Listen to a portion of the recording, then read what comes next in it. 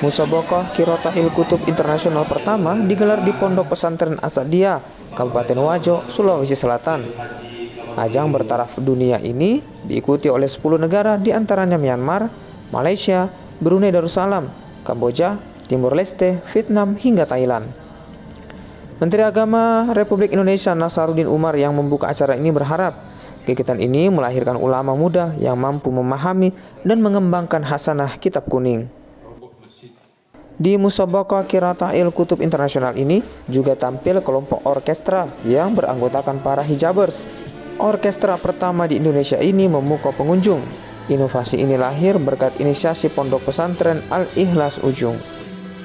Idenya sangat sederhana, karena di Indonesia ini belum ada orkestra santri yang murni dari santri pondok pesantren, dan dari MTS, dari MA.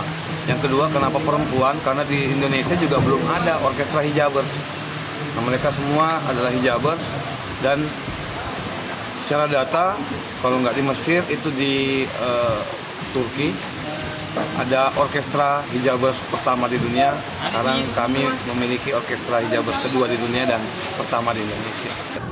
Harapan paling besar saya untuk kelompok orkestra ini semoga bisa lebih dikenal luas secara nasional, dan mungkin yang lebih besarnya lagi harapan saya bisa dikenal secara internasional, karena mumpung masih belum ada banyak orkestra seperti kelompok orkestra kami.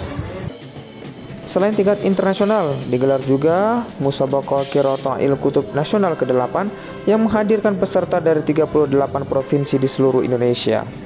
Gelaran MQK internasional dan nasional diharapkan jadi wadah silaturahmi ilmiah serta meneguhkan peran pesantren sebagai pusat keilmuan Islam yang moderat, terbuka dan bersaing di tingkat global. Tim Liputan Kompas TV Wajo, Sulawesi Selatan.